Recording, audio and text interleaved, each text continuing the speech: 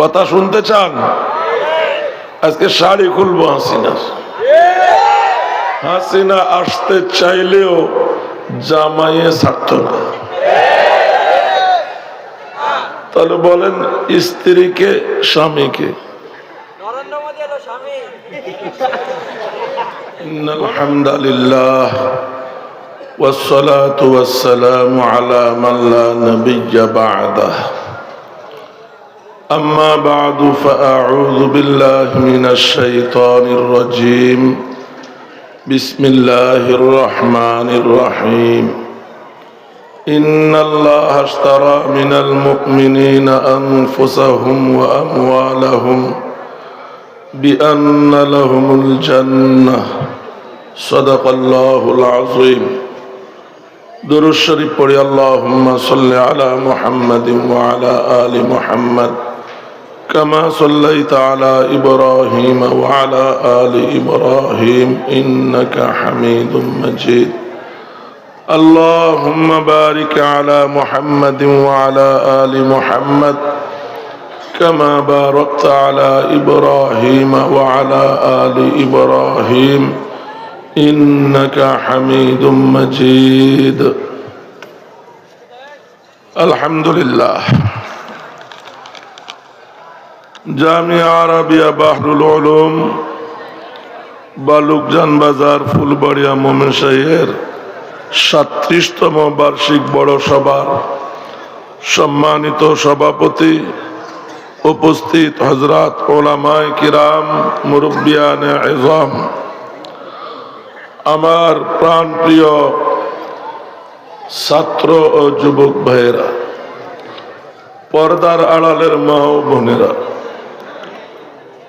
মহান আল্লাহ পাক পরওয়ারদিগারে আলমের সকল তারিফ এবং প্রশংসা, যিনি মেহেরবানি করে আজকের এই মাহফিলে আমাদেরকে আসার এবং ধৈর্য ধারণ করে বসার তৌফিক দান করেছেন। আমরা দিল থেকে শুকরিয়া আদায় করি আলহামদুলিল্লাহ। এবং আকায়ে নামদার, তাজদারে মদিনা, মাহবুবে কিবরিয়া, জিগার গোশায়ে আমেনা, মুহাম্মদুর রাসূলুল্লাহ সাল্লাল্লাহু আলাইহি ওয়াসাল্লামের খিদমতে লাখো কোটি দরুদ ও সালামের হাদিয়া। যারা আদর্শ আর তরিকার মধ্যেই রয়েছে মানব জাতির জন্য দুনিয়া এবং আখিরাতের কামিয়াবি আর সফলতা। আমার আগে হযরত উলামায়ে কেরাম জরুরি নসিহত পেশ করেছেন, আমার পরেও আমার সে অনেক অনেক বড় খতিব আছেন, বয়ান করবেন। বিগত 15-16 বৎসর বাংলাদেশে আমরা স্বাধীনভাবে মাহফিলের আয়োজন করতে পারি নাই। কোথাও আয়োজন হলে মন খুলে উলামায়ে কেরাম কথা বলতে পারে নাই। কথা বলতে গেলে বাধার সম্মুখীন হতে হয়েছে। আমি নিজেও বহু জায়গায় বাধার মুখোমুখি পড়েছি, জীবনের হুমকিতে পড়েছি। কিছুদিন আগে নানকের বাসায় তল্লাশি হয়েছে। সেই তল্লাশির মধ্যে আমার ছবি পাওয়া গেছে। বুঝতে পারতেছেন? ছাত্র জনতার এই বিপ্লব না হলে কি জেলের তালিকায় না গুম খুনের তালিকায় পড়তাম আল্লাহ ভালো জানে। ছাত্র জনতার আন্দোলনে এই মাফিয়া ফ্যাসিস্ট হাসিনার পতন হয়েছে। এখন কোথাও ওয়াজ মাহফিলে বাধা নাই, বক্তারা স্বাধীনভাবে কথা বলতে পারে। হাসিনা এদেশে আর আসতে পারবে না। কথা শুনতে চান? আজকে শাড়ি খুলবো হাসিনার, এমনি হবে না। মাঝে মাঝে যে জায়গা খালি আছে এগুলি বন্ধ করতে হবে। বসা সুন্দর হলে কথা সুন্দর হবে।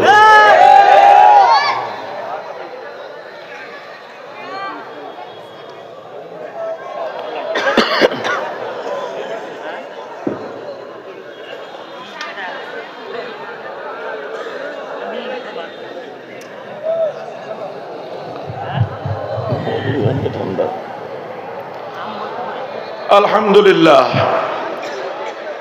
গতকাল সিলেটে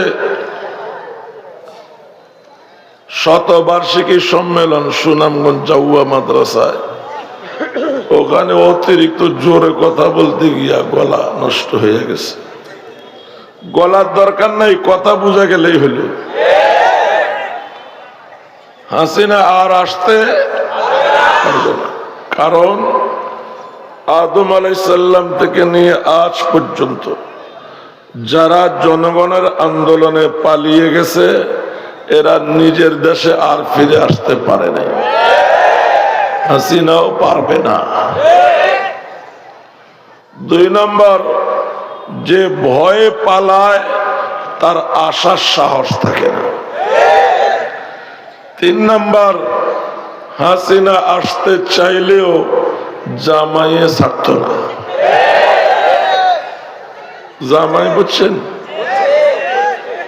বলে আমাদের কথা না, তারাই বলতো বাংলাদেশ আর ভারত স্বামী স্ত্রীর সম্পর্ক,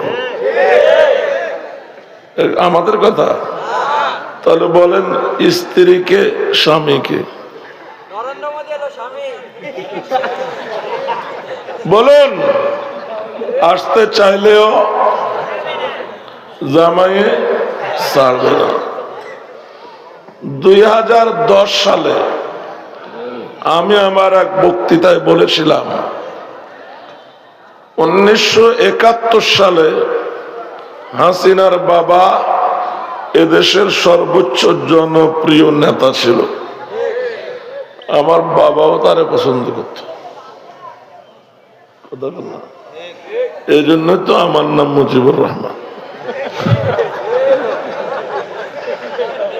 কিন্তু 1975-এর 15ই আগস্ট তাকে খুন করার পর মানুষ তাকে প্রত্যাখ্যান করছে, মিষ্টি বিতরণ করছে। 71-এ যেভাবে মানুষ গ্রহণ করেছে 75-এ সেভাবে প্রত্যাখ্যান করেছে। হাসিনাকে বলছিলাম, তুমি তোমার বাবা থেকে শিক্ষা নাও, তুমি যদি ইসলাম বিরোধী কর্মকাণ্ড থেকে ফিরে না আসো, তোমার বাবার জানাজা পড়ার লোক পাওয়া যায় নাই, তোমাকে দাফন করার লোক পাওয়া যাবে না। আজ আমার কথাটা সত্য হতে চলেছে। আপাতত হাসিনা এই দেশে মারা যাওয়ার সম্ভাবনা নাই, কি? তাহলে আমরা এই দেশের কেউ তার দাফনে যাব না। এখন যেখানে মরবে সেখানে তারে পড়ে না গাড়ে আল্লাহ জানে। কারণ হাসিনার চরিত্র 2 লাইনেই আছে, পট্টিও বান্ত তিলকও লাগাইত, কথা বলে না, পট্টিও বান্ত তিলকও লাগাইতো, আল্লাহর দয়াও চাইতো, আবার দুর্গা দেবীর দয়াও চাইতো। বুঝছো না, দুর্গা দেবী গজে চড়ে আসলে ফসল বেশি হয়, হাসিনার কথা।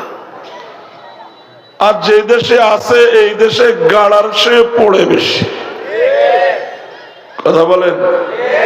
তো হাসিনারে পড়ে না গাড়ে আল্লাহ জানে। মনে রাখতে হবে, আল্লাহ ছাড় দেন, ছেড়ে দেন না। ব্রিটিশ বেনিয়ারা যখন এই দেশ ছেড়ে চলে যায়, তাদের 200 বছরের রাজত্বে কিছু তাদের দালাল তৈরি হয়েছে। দালালরা বলল, প্রভু তোমরা তো চলে যাচ্ছ, আমাদের কি উপায় হবে? তখন ব্রিটিশ বেনিয়ারা বলল, তোমাদেরকে একটা পলিসি শিখাইয়া দিচ্ছি, এই পলিসি মেনে যদি চলো তোমরা ইজ্জতের সাথে থাকতে পারবা। पॉलिसी की, तुम झूठ इतना बोलो कि वे सच हो जाए। তোমরা জাতির সামনে দাঁড়িয়ে এত মিথ্যা বলবা যেন মিথ্যাটাই সত্য হইয়া যায়। কথা বলেন। মিথ্যা বলার জন্য কেউ যদি পুরস্কার পাইতো তাহলে এক নম্বর পুরস্কার বাংলাদেশে থাকতো। বলেন তো কে পাইতো? এত মিথ্যা বলেছে, জনগণ তো বিশ্বাস করছেই। টাকা ভিতরে নিয়ে গেলেন, এখানে আসেন, সামনে কাছে আসেন। এত মিথ্যা বলছে, জনগণ তো বিশ্বাস করছে, হুজুররাও বিশ্বাস করছে, আবার কেউ কেউ চেয়ারে বসে এগুলি প্রচার করছে। অত মিথ্যা। কে? হাসিনার বাপে ইসলামিক ফাউন্ডেশন করছে, কাকরাইল মসজিদের জায়গা দিছে, বিশ্ব ইজতেমার জায়গা দিছে। ইসলামের জন্য এত কাজ যে করে সে তো হাসান বসরি হওয়ার কথা। হাসিনা কি করছে? এদেশের শিশুদের কোরআন শিক্ষার জন্য গণশিক্ষা চালু করছে, যেখানে একটা মসজিদ নির্মাণ করলে জান্নাতে বালাখানা তৈরি হয়। হাসিনা করছে 560টা মসজিদ। এ তো রাবেয়া বসরি হওয়ার কথা। এগুলো হুজুররাও স্টেজে বসে বলছে, আসলে এগুলি একেবারে আশা আশা মিশা কথা। চট্টগ্রামের ভাষা আশা আশা মিশা কথা। বলুন, যেটা ডাহা মিথ্যা, জাজ্জল্যমান মিথ্যা, এটাকে চট্টগ্রামের ভাষায় বলে আশা আশা মিশা কথা। এগুলি সব মিথ্যা কথা। আমি তথ্য প্রমাণ সহ পেশ করব। তার আগে যে আয়াত পড়ছি, আয়াতের উপরে কিছু কথা বলি। রাজি আছেন? এর মধ্যে আরো কিছু মানুষও আসুক, মাত্র হাসিনার আঁচল খুলছে, বাকি আছে এখনো। বলুন, আমাদের প্রিয় নবীজি নবুয়ত পাওয়ার 11তম বছর। কোন বছর? 6 জন লোক মদিনা শরীফ থেকে মক্কা শরীফে আসছে হজ করার জন্য। এরা হজ করবে দেবদেবীর নামে। হজের সময় হলে নবীজি মিনা, মুজদালিফা, আরাফায় ঘুরে বেড়াতেন বিদেশিদেরকে দাওয়াত দেওয়ার জন্য। মিনায় এই 6 জনের সঙ্গে নবীজির সাক্ষাৎ। নবীজির সঙ্গে কিছুক্ষণ কথা বলার পর নবীজির ব্যবহারে মুগ্ধ হয়ে এই 6 জন মুসলমান হয়ে যায়। এদেরকে নবীজি বললেন, শোনো, মদিনায় গিয়া ইসলাম গোপন রাখবা, কারণ পুরা মদিনা কাফেরদের দখলে। তোমাদের উপরে জুলুম আসলে ইসলামের উপর টিকে থাকতে পারবা না। আবার একেবারে পুরোপুরি গোপনও না, তোমাদের বিশ্বস্ত আপনজন বন্ধু বান্ধব পাইলে গোপনে দাওয়াত দিবা। 1 বছর এই 6 জন গোপনে দাওয়াতে কাজ করে নতুন মুসলমান বানালেন 7 জন। কজন? পুরনো 5 জন, নতুন 7 জন, মোট 12 জন। পরের বছর আবারও মক্কায় আসলো। কোন বছর? নবীজির নবুয়তের 12তম বছর। কোন বছর? যেই বছর বাংলাদেশে সাহাবারা আসছে। সুবহানাল্লাহ বলেন না? নবীজির নবুয়তের 12তম বৎসর নবীজির 5 জন সাহাবী চীন থেকে ভারতের মালাবার দ্বীপ, সেখান থেকে বাংলাদেশের চট্টগ্রামে এসেছে।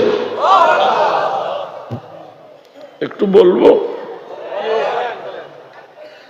মালাবার দ্বীপ যার বর্তমান নাম কেরালা রাজ্য, ভারতে আছে না একটা কেরালা, এই রাজ্যের রাজা ছিল চেরুমল পেরুমল। তার একটা অভ্যাস ছিল, যে কোনো বিদেশি মুসাফির পাইলে বাড়িতে এনে মেহমানদারি করত। এই রাজা এই 5 জন সাহাবীকে পাইল, বাড়িতে নিয়ে আসছে। খাওয়া দাওয়ার পর রাজা বলল, বিশেষ একটা বিষয় জানার জন্য আমি যে কোনো বিদেশি মেহমানকে দাওয়াত করে খাওয়াই, তবে আফসোস এই পর্যন্ত কয়েক হাজার মেহমানকে মেহমানদারি করলাম, কিন্তু আমার বিষয়টা সম্পর্কে কেউ কিছু বলতে পারলো না। আপনারা পারলে বলবেন, না পারলেও সমস্যা নাই, যতদিন মনে চায় আমার বাড়িতে থাকবেন, আমি মেহমানদারি করব। বিষয়টা কি? রাজা বলে, আজ থেকে কয়েক বছর আগে পূর্ণিমার চন্দ্র রজনীতে আমি আমার বিবিকে নিয়ে বাড়ির উঠানে বসেছিলাম। বলুন, পূর্ণিমার চন্দ্র রজনীতে কেউ যদি খোলা আকাশের নিচে বসে থাকে, ইচ্ছায় অনিচ্ছায় তার চোখ বারবার চাঁদের দিকে যায়। আমরা চাঁদ দেখছিলাম আর গল্প করছিলাম, হঠাৎ করে দেখলাম চাঁদ মাঝখান থেকে 2 ভাগ হয়ে গেল, 2 ভাগ 2 প্রান্তে চলে গেল। 1 থেকে 1.5 ঘন্টা চাঁদ বিচ্ছিন্ন ছিল, আবার ধীরে ধীরে মিলে গেল। রাজা বলে, আমি ভাবলাম হঠাৎ চাঁদ কেন 2 টুকরা হলো, নিশ্চয়ই পৃথিবীর কোন মহামনীষীর ইশারায় হয়েছে।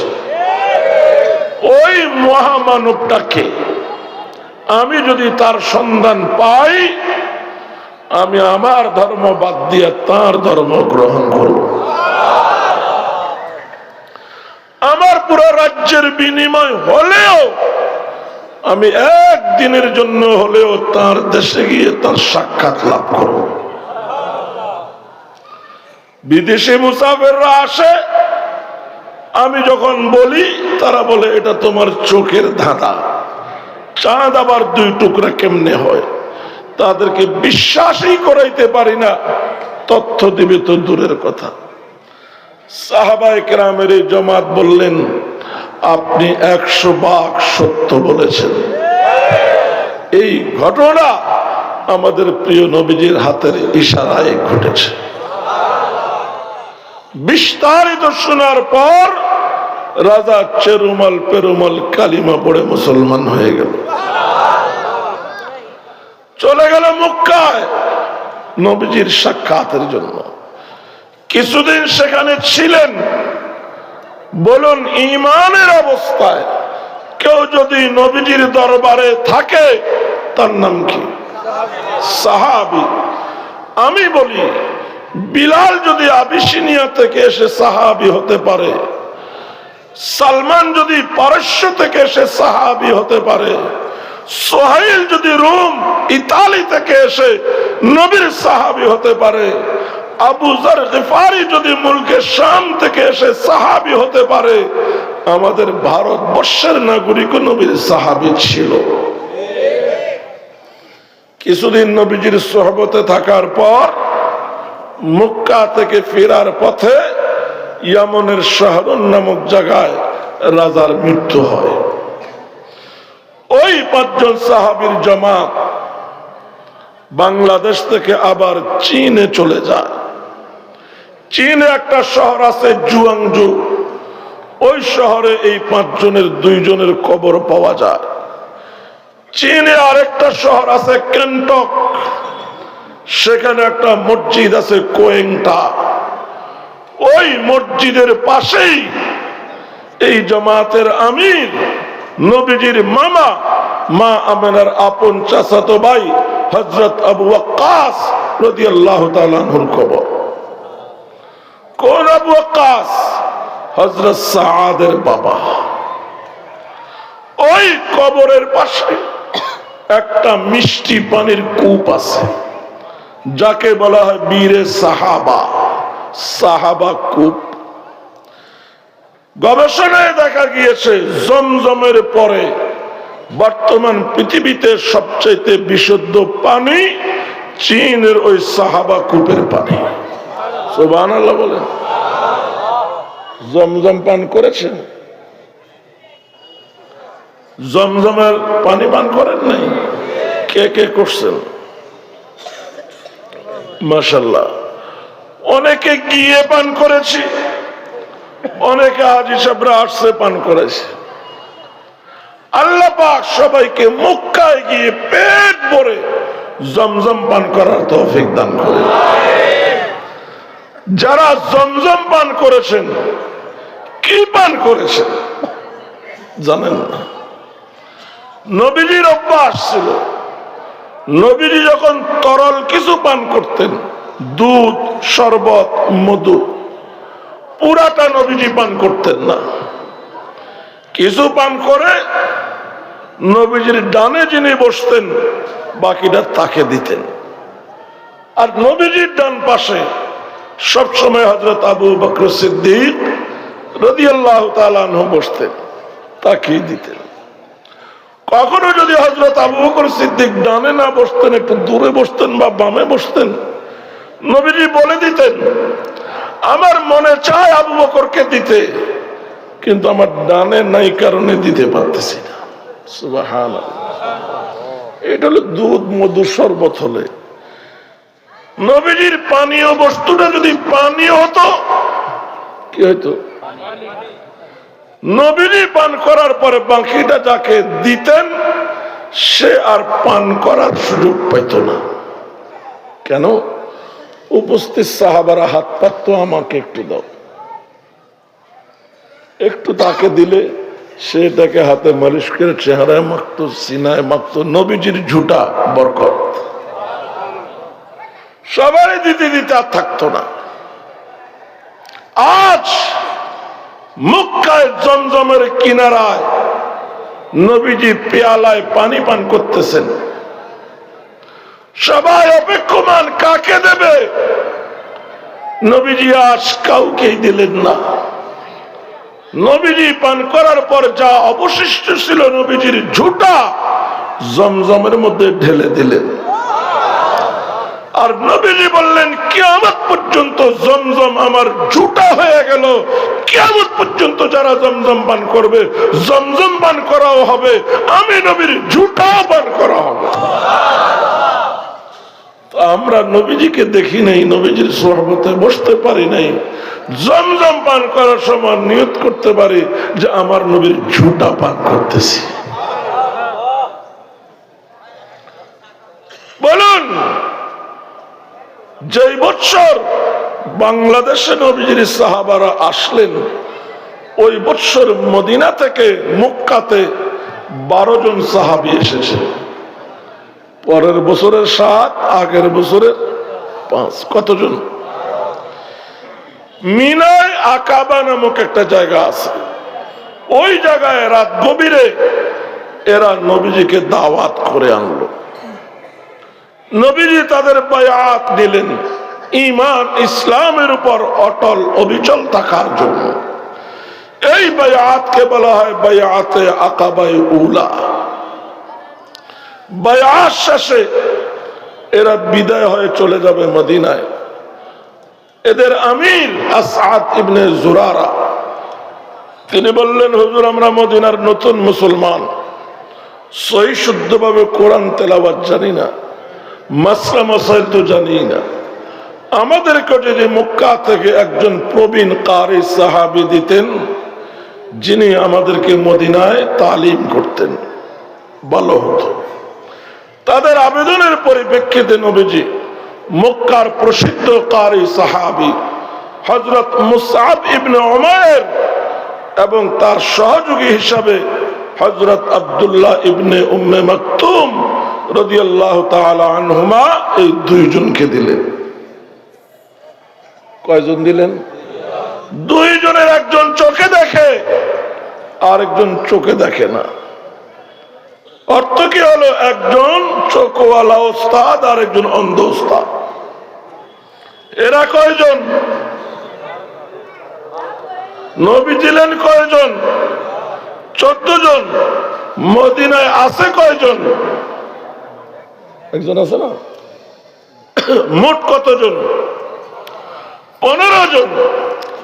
এই 15 জনের তালিমের জন্য মদিনায় একটা মাদ্রাসা দরকার। মদিনা কাফেরদের শাসন, কে দিবে জায়গা, কে করে দিবে ঘর?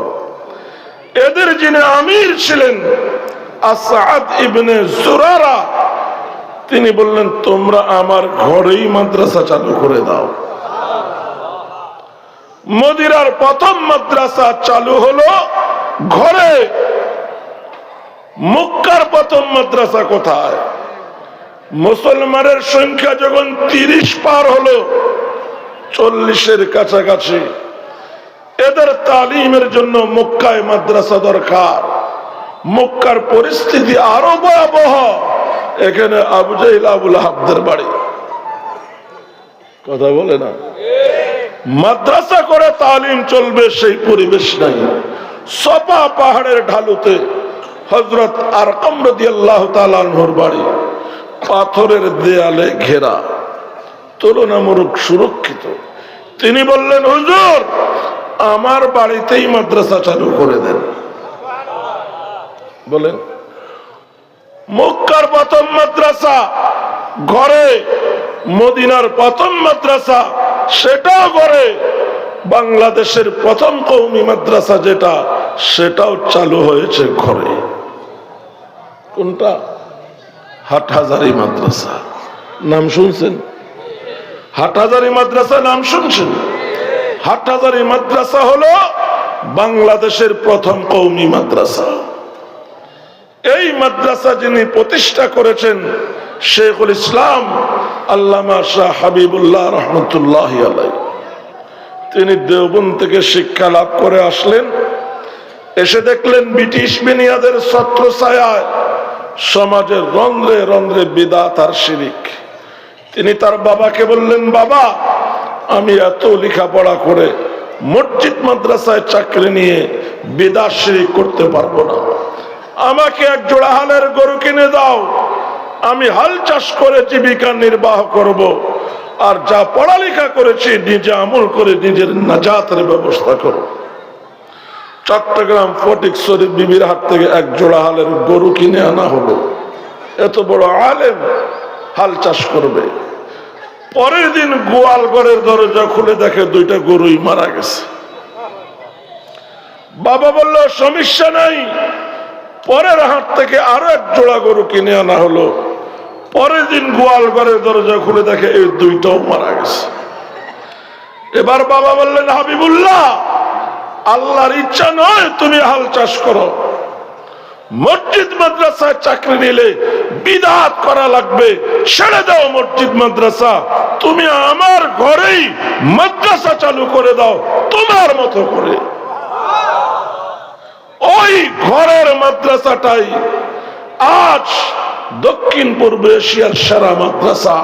বর্তমানে 10,000-এরও বেশি ছাত্র, শুধু বুখারীর ক্লাসে 3,000-এরও বেশি ছাত্র। সুবহানাল্লাহ বলেন না?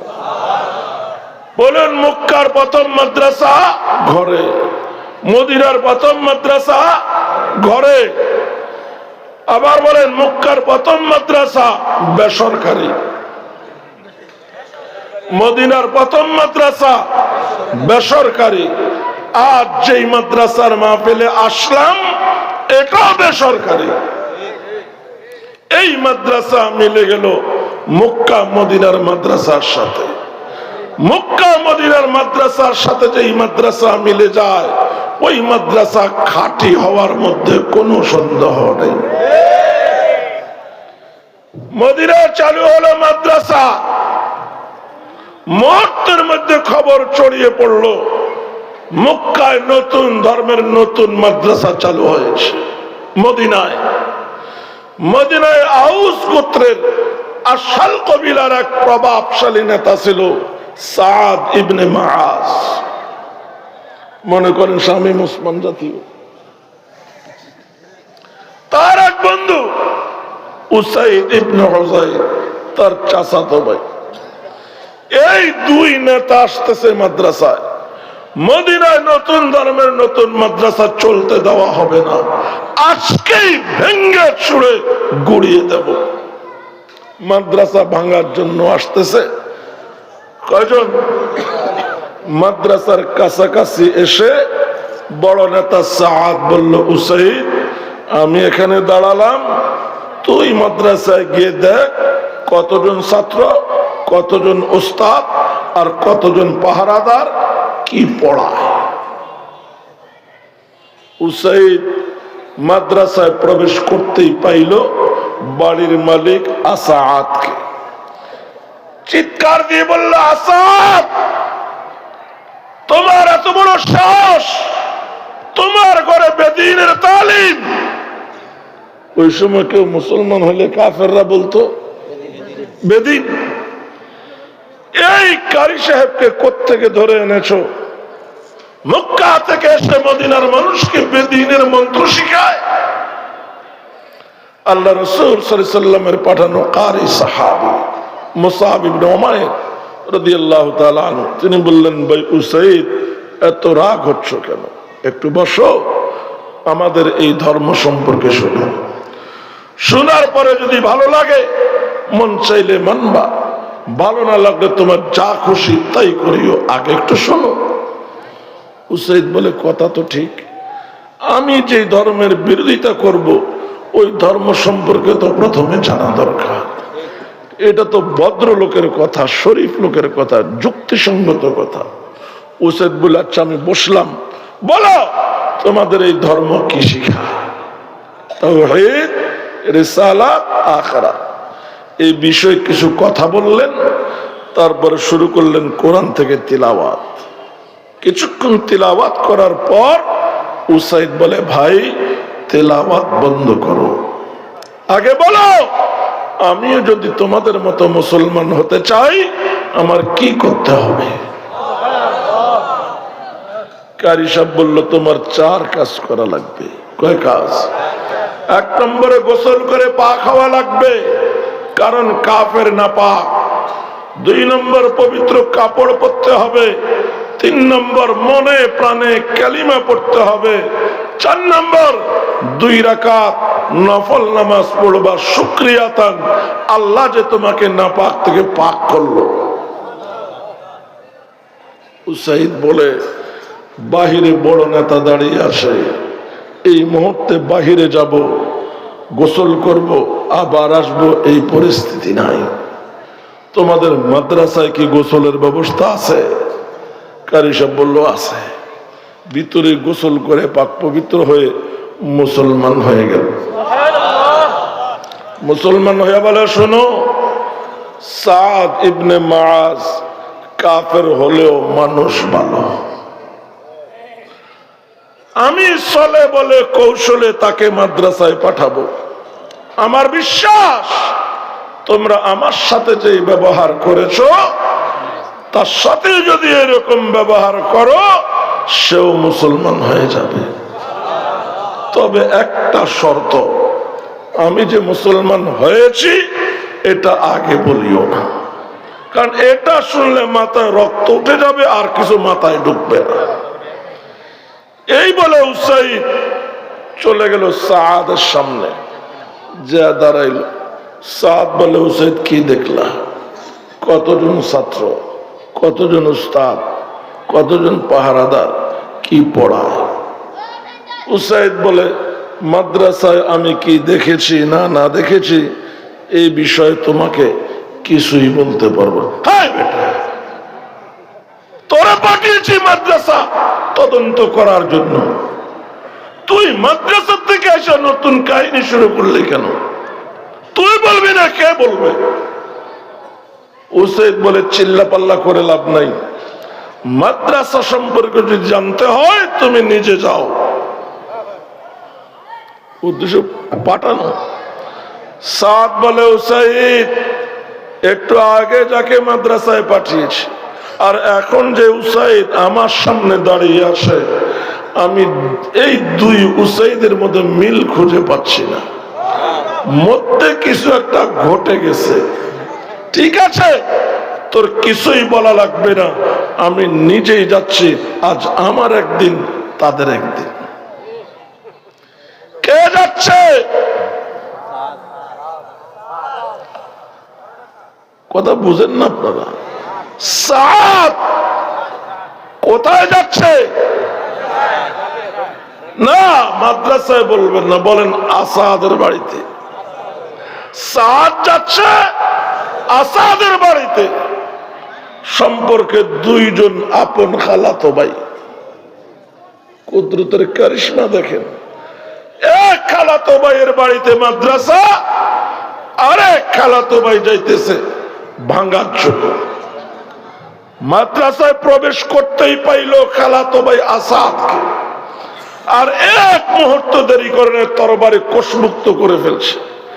মাথার উপর দিয়া ঘুরে তরবারি নাচায় নাচায় বলতেছে, আসাদ, লাত, মানাত, উজ্জার কসম, এগুলি তাদের বড় খোদা। তুই যদি আমার খালাতো ভাই না হতিস, এখনই তোর মাথা উড়াইয়া দিতাম। তোকে মারলে আমার তো কিছু যায় আসে না, কিন্তু আমার মা কাঁদবে।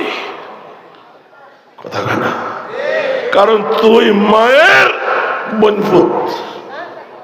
বুঝেননি? বনফুত। তুই এটা করলি কি? তোর বাড়িতে বেদিনের তালিম, চিল্লা পাল্লা করে একাকার। কারি সাহেব বলে, ভাই সাদ, তোমার খালার বাড়ি হলে হয়েছে, এত রাগ হচ্ছ কেন? একটু বসো, আমাদের এই ধর্ম সম্পর্কে শোনো। যদি ভালো লাগে মানবা, ভালো না লাগলে যা খুশি তাই করবো, আগে একটু বসো।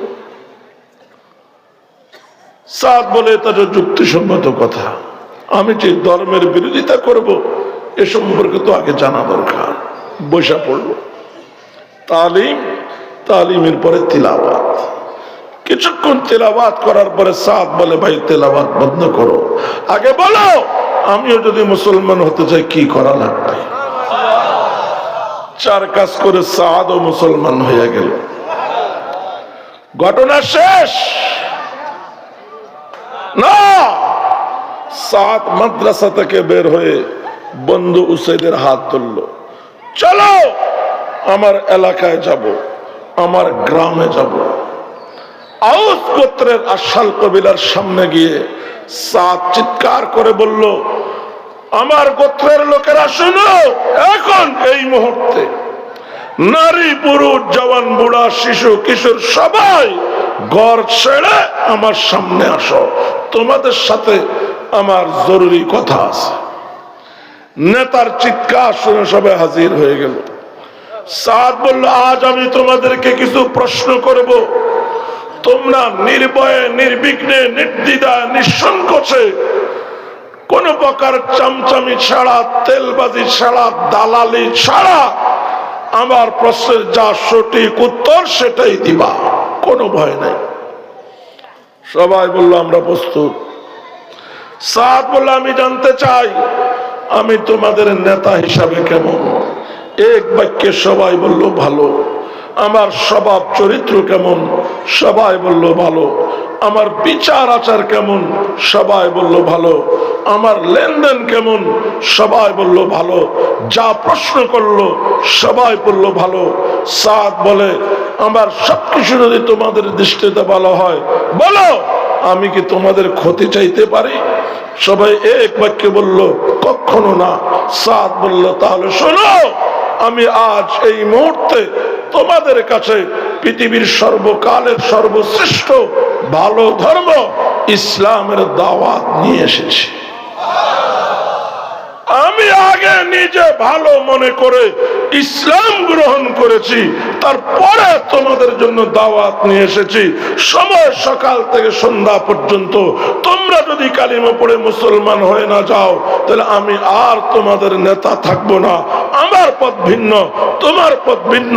উসাইদ ইবনে হুযাইর বলে, আল্লাহর কসম, সাদের এক বক্তৃতায় তার পুরা কওম কালিমা পড়ে মুসলমান হয়ে গেছে। তার কওমে কত লোক ছিল? প্রায় 400 লোক। দেখলেন, গেছে মাদ্রাসা ভাঙতে, মাদ্রাসার ভিতরে প্রবেশ করে মুসলমান তো হয়েছে, পুরো কওমকে মুসলমান বানিয়েছে। একজন শুধু মুসলমান হয় নাই। কয়জন? সেই একজন উহুদের যুদ্ধের দিনে মুসলমান হইয়া মুসলমানদের পক্ষে জিহাদ করতে গিয়ে কোন নামাজের ওয়াক্ত আসার আগে শহীদ হয়ে গেছে। তো হযরত আবু হুরায়রা রাদিয়াল্লাহু তাআলা আনহু বলতেন, সাদ বড় ভাগ্যবান নেতা, তার পুরো কওম তার বক্তৃতায় মুসলমান হয়েছে, একজন মুসলমান হয় নাই। সে অবশেষে মুসলমান হইয়া কোন নামাজ ছাড়াই জান্নাতে চলে গেছে। আবু হুরায়রা প্রশ্ন করত, এমন মুসলমানের নাম বলো যে মুসলমান হয়েছে, এক ওয়াক্ত নামাজও পড়ে নাই, সোজা জান্নাতে চলে গেছে।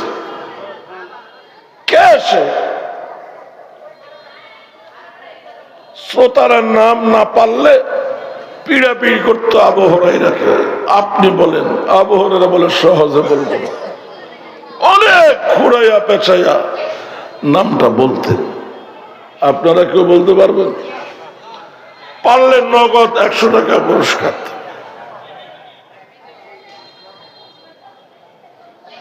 পারতেছেন না।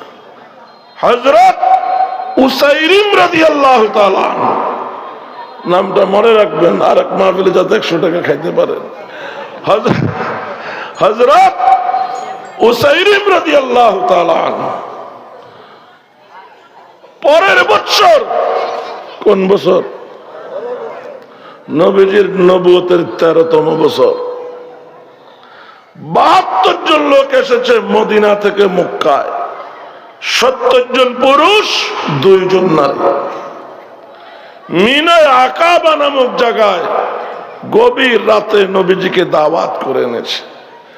নবীজি আসার সময় নবীজির চাচা হযরত আব্বাস রাদিয়াল্লাহু তাআলা আনহুকে নিয়ে এসেছেন, যদিও আব্বাস রাদিয়াল্লাহু তাআলা আনহু তখন মুসলমান হয়নি। মদিনার এই মুসলমানেরা নবীজিকে বলল, হুজুর, মক্কাতে আর কত জুলুম সহ্য করবেন, আর কত সাহাবাদের জীবন যাবে? মদিনা বর্তমানে ঘরে ঘরে মুসলমান, আপনি সাহাবায়ে কেরামকে পাঠান, আপনিও আসেন, আমরা আপনার পাশে দাঁড়াবো।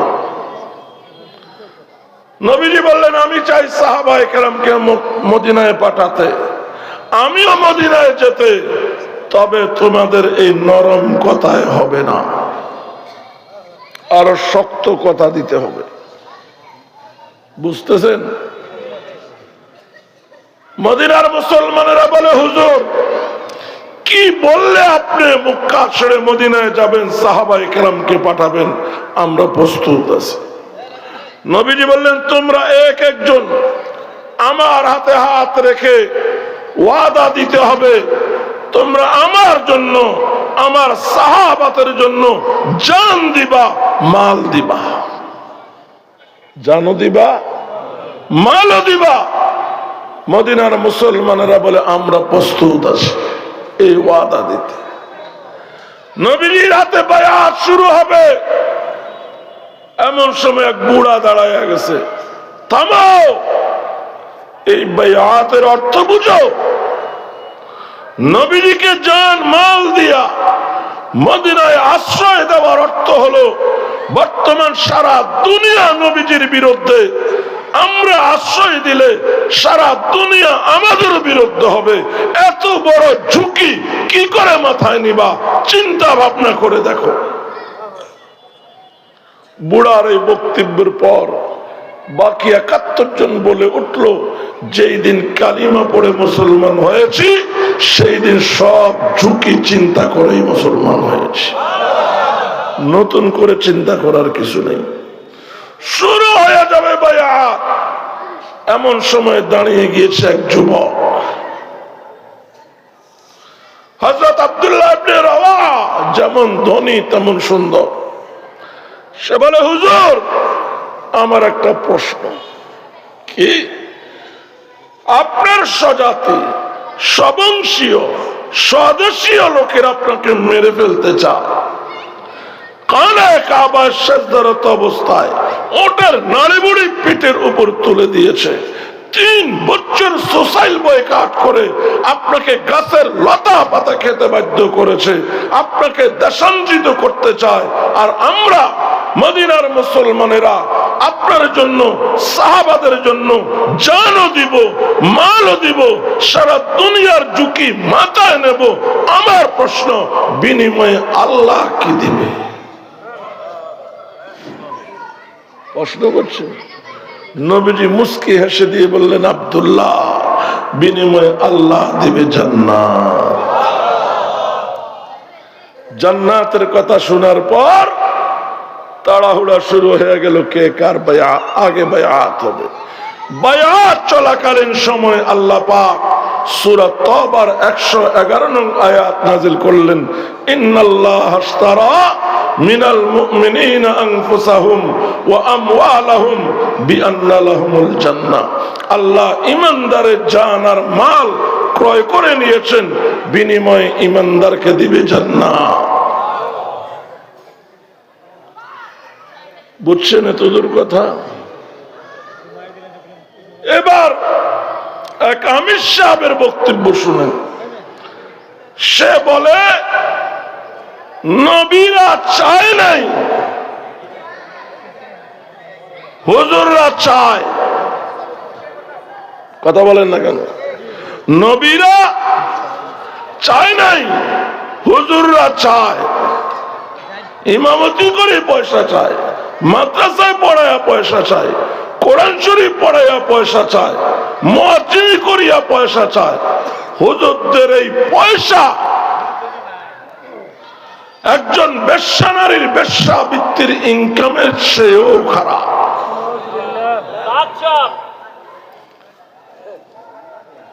যারা এইভাবে চায় তাদের বহু আগে বেশ্যারা জান্নাতে যাবে।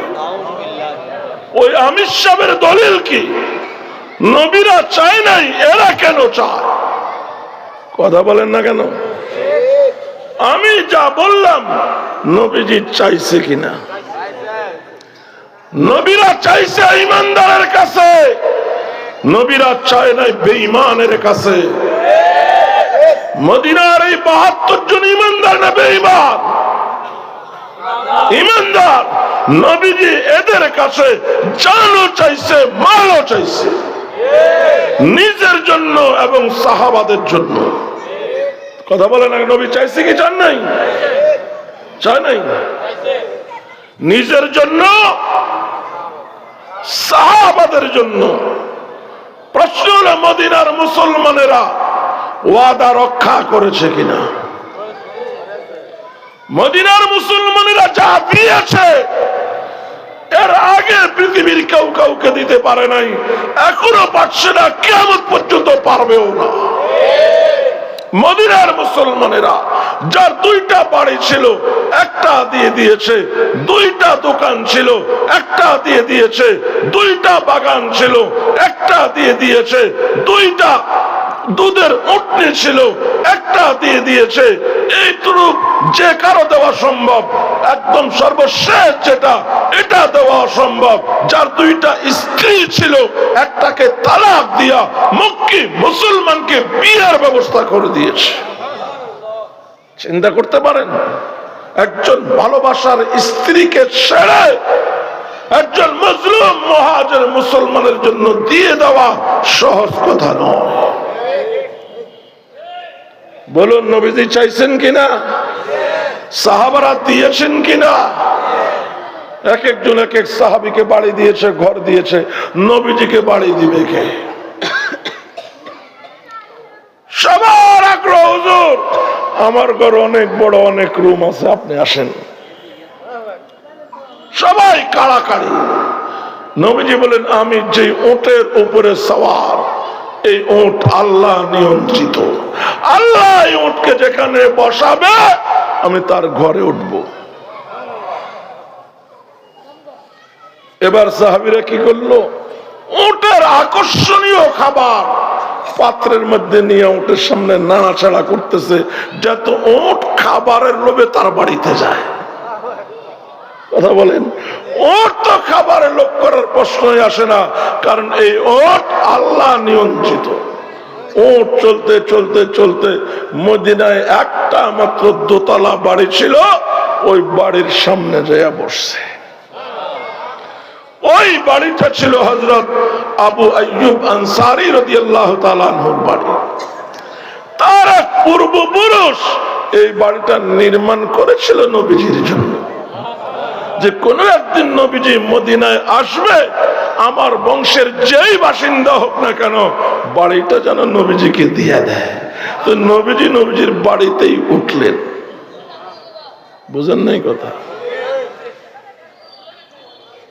সিদ্দিক আকবর রাদিয়াল্লাহু তাআলা আনহু, তার মক্কাতে দোকান ছিল 22টা। কয়টা?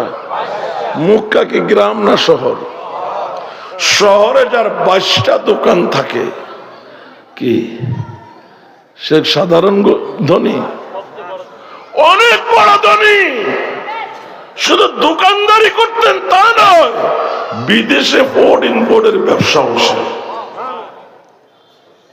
সিদ্দিক আকবর 22টা দোকান শেষ করে গায়ের জামা বিক্রি করেছে নবীজির জন্য।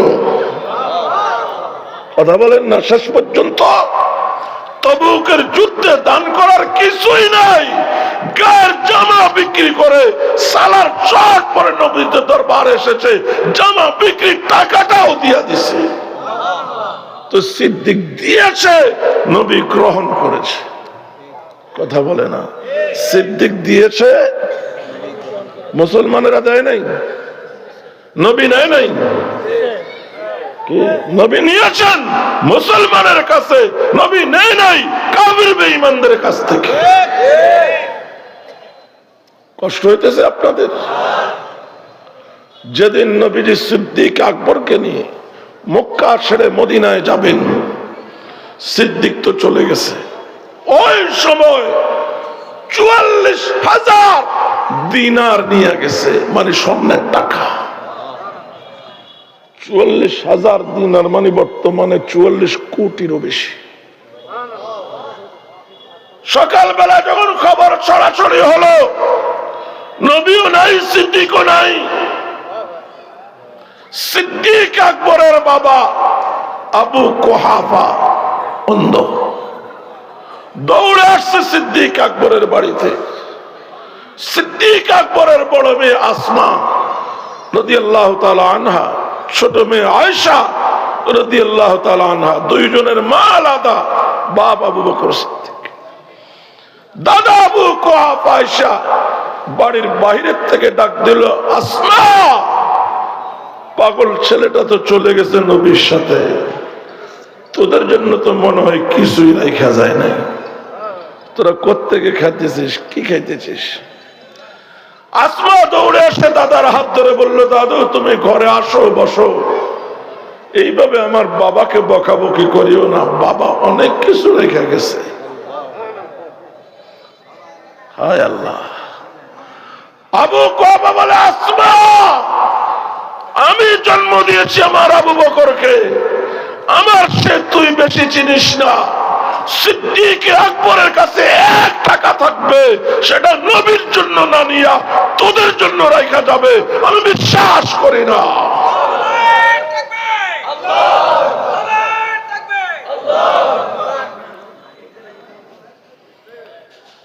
আবু কুহাফা বলে, আসমা, যদি 1 টাকাও রাখা গিয়া থাকে সেটা আমাকে দেখা, আমি দেখতে চাই। সিদ্দিক কত টাকা রেখে গেছে? কথা বলে না, 1 টাকাও না। আসমা দেখাবে কোথার থেকে? আসমা বললে দাদু বসাও, আমি এখনই দেখাচ্ছি। দৌড়ে চলে গেল পাহাড়ে। পাহাড়ে কতগুলো পাথর থাকে পাতলা, এগুলিকে ঘষা গোল টাকার মতো বানাইয়া থলের ভিতরে বলল, থলের মুখ ধরে বলল, দাদু হাতায়া দেখো। অন্ধ তো দেখে না, হাতায়া দেখো কত টাকা। আবু কুহাফা বলে, তাহলে আমার ছেলেটার শুভ বুদ্ধি হয়েছে, তার মহাব্বত বাঘ হয়েছে, কিছু নবীর জন্য, কিছু তোদের জন্য। বাঘ হয়েছে মহাব্বত, বাস্তবে বাঘ হয়েছে মহাব্বত। বলতে পারেন আবু বকর কেমন নবীর জন্য সব নিয়ে গেল, পরিবার জন্য কিছুই রেখে গেল না। না, সিদ্দিক আকবর চিন্তা করেছে, মুখে আমার বাবা আছে, সে আমার পরিবার দেখবে, আমার ভাইরা আছে, ভাইয়ের পরিবার দেখবে, বোনরা আছে, ভাইয়ের পরিবার দেখবে, আরো আত্মীয় স্বজন আছে, কেউ না কেউ আমার পরিবারকে দেখবে। নবীকে নিয়ে বিদেশে যাচ্ছি, অর্থের সংকট হলে বিদেশে কে দেখবে? এজন্যই তো নবীজি বলেছেন, দুনিয়াতে সবার অবদান আমি পরিশোধ করেছি, এক সিদ্দিকের অবদান আমার পক্ষে পরিশোধ করা সম্ভব নয়, যে আল্লাহ জান্নাতে পরিশোধ করবেন। কি বুঝলেন? সিদ্দিক দিয়েছে, নবী নিয়েছে। সাহাবারা দিয়েছে, নবী নিয়েছে। আরো বলবো, নবীজি 4 বছর লালিত পালিত হলেন হালিমা সাদিয়ার বাড়িতে, 2 বছর মায়ের বুকে, 2 বছর দাদার কোলে। ক বছর গেছে? 8 বছরে দাদা দুনিয়ার থেকে চলে যাচ্ছে। নবীজিকে আবু তালেবের হাতে তুলে দিল। আবু তালেব হলো হতদরিদ্র। নবীজির বড় লোক চাচা আবু লাহাব সুদী ব্যবসায়ী, মাস্টার, চিন্তাইকারী, কথা বলে না, বড় লোক, তার হাতে তুলে দেয় নাই। তুলে দিয়েছে কার হাতে? নম্র ভদ্র আবু তালিবের হাতে। নবীর বয়স কত? আবু তালেবের ঘরে এসে নবী দেখে আবু তালেবের এত সন্তান, এরাই খাইতে পায় না, এর উপর আবার আমি। কথা বলেন। নবীজি বললেন, চাচা তুমি যদি অনুমতি দাও, আমি সকালবেলা মক্কার মানুষের বকরির পাল নিয়ে পাহাড়ে যাব, চড়াইয়া সারাদিন, বিকালে এনে দেব, যা পাবো তোমার সংসারে সাশ্রয় হবে। সুবহানাল্লাহ বলেন। 8 বছর বয়স থেকে নবীজির রাখালি জীবন শুরু। 25 বছর পর্যন্ত নবীজি রাখালি করলেন, চাচার সংসারে দিলেন। মক্কার সবচাইতে বড় ধনী, বড় ব্যবসায়ী, বড় সুন্দরী খাদিজাতুল কুবরা রাদিয়াল্লাহু তাআলা আনহা, তার ব্যবসায়িক মালামাল বহনকারী উট যখন লাইন ধরত, কয়েক মাইল লম্বা লাইন হতো। তার একজন বিশ্বস্ত ম্যানেজারের দরকার, খুঁজতেছে। লোকেরা বলল, মক্কায় বিশ্বস্ত ম্যানেজার যদি চাও, মুহাম্মদের সঙ্গে কথা বলতে পারো। খবরটা আবু তালেবের কাছে আসলো। আবু তালেব বলল, ভাতিজা আর কতদিন বকরি চড়াইবা?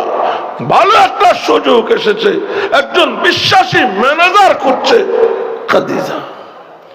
নবীজি বলে, না, আমি খাদিজার কাছে গিয়ে চাকরি চাইবো না। খাদিজা যদি আয়েশা আমাকে বলে, আমি বিবেচনা করব। খাদিজার কানে যখন এই খবর গেল, খাদিজা নবীজির কাছে আসলেন, বললেন, আমার আপনার মতো একজন বিশ্বস্ত ম্যানেজারের দরকার। বলল, আমি তো আমার মালিক না, আমার অভিভাবক চাচা। চাচা বললে হ্যাঁ, চাচা না বললে না। আবু তালেব তো আগের থেকে চাকরি হয়ে গেল কোথায়? বিবি খাদিজার ব্যবসার ম্যানেজার হিসেবে। ব্যবসা নিয়ে গেল মুলকে শাম। ব্যবসা করে আসলেন মক্কায়। এই বছর অন্যান্য বছরের তুলনায় কয়েক গুণ বেশি মুনাফা হয়েছে, সাথে আরো যত ব্যবসায়ী ছিল সবার চেয়ে বেশি হয়েছে। কেন? সততা নিষ্ঠার কারণে। বিস্তারিত বলার সময় নাই। এখন বিবি খাদিজা আশিক হয়ে গেছে নবীর উপরে। ম্যানেজার হিসেবে তো পাইলাম, যদি স্বামী হিসাবে পাইতাম আরো ভালো হতো। প্রস্তাব নিয়ে আসলো নবীজির কাছে মাধ্যমে। নবীজি বললেন, আমি তো আমার অভিভাবক না চাচা। চাচা হ্যাঁ বললে হ্যাঁ, না বললে না। কথা বলেন। চাচা ভাবলো আমি আর কয়দিন বাঁচবো, আমার ভাতিজার জন্য এমন একটা বউ দরকার যার বয়স হবে মায়ের সমান। কথা বলে না। নবীর বয়স যদি 25 বছর হয়, খাদিজার বয়স যদি 40 বছর হয়, খাদিজা অনেকটা নবীজির মায়ের বয়সের না কি? যাতে নবীজিকে মায়ের স্নেহ মায়া মমতাও দিতে পারে, আবার বউয়ের হক আদায় করতে পারে। সুবহানাল্লাহ। বিয়া হয়ে গেল। এই বিয়ার 15 বছর পরে নবীজি নবুয়ত প্রাপ্ত হয়েছে। এই 15 বছরে নবীজির সন্তানাদি হয়েছে খাদিজার গর্ভ থেকে। নবীজি খাদিজার ব্যবসা পরিচালনা করে যে বেতন পাইতেন, ওই বেতন দিয়ে সংসার চালাতেন। নবুয়ত পাওয়ার পরে নবীজি আর একদিনের জন্য ব্যবসাতে যান নাই। বিবি খাদিজা বেঁচেছিলেন আরো 10 বছর। প্রশ্ন হলো, এই 10 বছর নবীর সংসার কি দিয়া চলছে? নবী যদি ব্যবসায় যায় না। জবাব, খাদিজার টাকা দিয়া চলছে। প্রশ্ন, নবীর শরীয়ত বলে সংসার চলবে স্বামীর টাকায়, অথচ নবীর সংসার চলছে বিবির টাকায়। তাহলে নবীর শরীয়ত আর নবীর পরিবার মিল নেই। জবাব, বিয়ের পরে নবী হওয়া পর্যন্ত বিবি খাদিজার সঙ্গে নবীর সম্পর্ক ছিল স্বামী স্ত্রীর সম্পর্ক। যেখানে সম্পর্ক স্বামী স্ত্রী, সেখানে স্বামীর দায়িত্ব সংসার চালানো নবীজি চালিয়েছেন। যেই দিন নবীজি নবুয়ত প্রাপ্ত হলেন, সেই দিন থেকে বিবি খাদিজার সঙ্গে নবীজির আর একটা নতুন সম্পর্ক হয়েছে। নবীর নাম নবী, খাদিজার নাম উম্মত। বলেন, নবীর নাম, নবীর পরিচয় নবী, খাদিজার পরিচয় উম্মত। যেখানে সম্পর্ক নবী আর উম্মত, সেখানে নবীর দায়িত্ব আল্লাহ থেকে শরীয়ত নেওয়া, উম্মতকে দেওয়া, আর উম্মতের দায়িত্ব নবীর খেয়াল রাখা। কথা বলেন। তো নবুয়ত প্রাপ্ত হওয়ার পরে খাদিজার টাকায় যে নবীর সংসার 10 বছর চলেছে, এটা স্ত্রীর টাকায় স্বামীর সংসার চলে নাই, উম্মতের টাকায় নবীর সংসার চলেছে। কথা বলেন। উম্মতের টাকায় নবীর দায়িত্ব শরীয়ত আল্লাহ থেকে নেওয়া, উম্মতকে দেওয়া, উম্মতের দায়িত্ব নবীর খেয়াল রাখা। বলেন, খেয়াল রাখছে কিনা? খেয়াল রাখছে কিনা? কেমনটা খেয়াল রাখছে? বিদায় হজে নবীজি 100টা উট কোরবান করছে। কয়টা? দাম কত? 100 আরবি উট। বর্তমান একটা আরবি উটের দাম 1 লক্ষ রিয়াল। কথা বলে না। কত? 1 রিয়াল বাংলাদেশে 30 টাকা। তাহলে 30 লক্ষ রিয়াল না, 30 লক্ষ টাকা, বাংলা টাকায় 30 কোটি টাকা। নবীজি বিদায় হজে 30 কোটি টাকার বর্তমান টাকা হিসাবে কুরবান করেছে। প্রশ্ন হলো, নবীর উটের খামার ছিল কয়টা? কথা বলে না। এই হজটাই নবীর জীবনের প্রথম হজ এবং শেষ হজ। কথা বলেন, এটাই নবীর প্রথম হজ এবং শেষ হজ। 100 নবী কোথায় পাইল? নবী হজে যাবে, কুরবান করা লাগবে। যাদের খামার আছে, হুজুর আমার থেকে একটা নেন, হুজুর আমার থেকে একটা নেন, হুজুর আমার থেকে একটা নেন, হয়ে গেছে 100। তো উম্মত খেয়াল রাখছে নি নবীর কথা? বলে না, খেয়াল রাখছে কিনা? আরাফা থেকে মুজদালিফা হয়ে এসে শয়তানকে পাথর মারার পরে কোরবানি, নবী শুরু করলেন কোরবানি।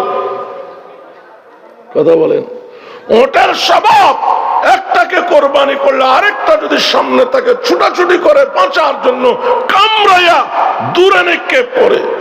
কিন্তু এই ওট ঠেলাঠেলি করতেছে, কে কার আগে নবীর শরীর চলে যাবে। জবাই করতে করতে করতে নবীজি 63টা জবাই করছে, ক্লান্ত হয়ে গেছেন। হযরত আলী রাদিয়াল্লাহু তাআলা আনহুকে বললেন, আমি আর পারছি না, বাকিগুলো তুমি করো। এটা কুদরতের কারিশমা। নবীজির হায়াত হবে 63, আল্লাহ নবীর হাতে জবাইও করিয়েছেন 63। এগুলি কার দেওয়া? সাহাবায়ে কেরামের দেওয়া। তাহলে সাহাবারা দিয়েছেন, নবী গ্রহণ করেছেন। এখন নবী নাই, নবীর দ্বীনের পাহারাদার উলামায়ে কেরাম। উলামায়ে কেরামের দায়িত্ব হলো দ্বীনের পাহারাদারি করবে, আর সাধারণ মুসলমানের দায়িত্ব উলামায়ে কেরামের খেয়াল রাখবে। তো উলামায়ে কেরামকে জনগণ যা দিবে, এটা বেশ্যার ইনকাম হবে কেন? এটা বলার অর্থ হলো যেন মসজিদ বন্ধ হয়, মাদ্রাসা বন্ধ হয়, ধর্ম শেষ হয়ে যায়। এটা কোন মুসলমান আমির বলতে পারে না, ইহুদি খ্রিস্টানদের দালাল হলেই বলতে পারে। কি ভুল বলছি আমি? এটা কোন মুসলমান আমির বলতে পারে না। এটা কে বলতে পারে? ধর্ম ধ্বংস করার জন্য ইহুদি খ্রিস্টানদের দালাল হলেই বলতে পারে। আমি আপনাদেরকে একটা প্রশ্ন করব, লন্ডন আমেরিকায় গির্জা বিক্রি হয় খ্রিস্টানদের, আপনারা জানেন? শুনেন নাই কোনদিন? আজীব ব্যাপার। আমাদের এক বন্ধু মাহমুদুল হাসান আজহারি, তিনি বাংলা 184 কোটি টাকা দিয়া খ্রিস্টানদের গির্জা কিনে মসজিদ মাদ্রাসা কায়েম করেছে। যারা বিদেশি চিল্লা লাগায় তারা জানে, হাজারো লাখো গির্জা কিনে মুসলমানেরা মসজিদ বানাচ্ছে। আমার প্রশ্ন, খ্রিস্টানদের গির্জা কেন বিক্রি হয়? ওরা কেন ওদের গির্জা বিক্রি করছে? খ্রিস্টানের সংখ্যা কি কমে যাচ্ছে ধীরে ধীরে? না, বর্তমান পৃথিবীতে প্রায় 250 কোটি খ্রিস্টান, 150 থেকে 200 কোটি মুসলমান। মুসলমানের তুলনায় প্রায় 100 কোটি বেশি খ্রিস্টান। তাহলে গির্জা কেন বিক্রি হচ্ছে? বুঝছেন প্রশ্ন? গির্জা বিক্রি হওয়ার একটাই কারণ, গির্জা আবাদ করার মতো খ্রিস্টান পাদ্রীর অভাব। পাদ্রী নাই যে গির্জা আবাদ করতে পারে। দিনের পর দিন বন্ধ, বছরের পর বছর বন্ধ, শতাব্দীর পর শতাব্দী বন্ধ। অতঃপর তাদের কোন এক প্রজন্ম এটা বিক্রি করে দিচ্ছে যে মুসলমানের অন্তত ইবাদত করো। বলুন, ইমামের অভাবে পৃথিবীতে কয়টা মসজিদ বন্ধ হয়েছে? পৃথিবীর বিভিন্ন দেশে জালিম বাদশারা মসজিদ মাদ্রাসা জুলুম করে বন্ধ করেছে, ইমামের অভাবে বন্ধ হয়েছে। একটা মসজিদও পৃথিবীতে নাই। কি আছে মনে করেন? শাহ সাহেবের এই ফর্মুলা যদি বাস্তবায়ন হয়, তাহলে মসজিদও বন্ধ হবে আর বিক্রি হবে। কারণ ইমামরা যখন পারিশ্রমিক পাবে না, এরা অন্য কাজে চলে যাবে, এখানে মসজিদে ইমামতি করার লোক পাওয়া যাবে না। কথা বুঝতে পারছেন? তাহলে এটা কি আমিরের কাজ না ইহুদিদের কাজ? আল্লাহ কথাগুলো বুঝার তৌফিক দান করেন।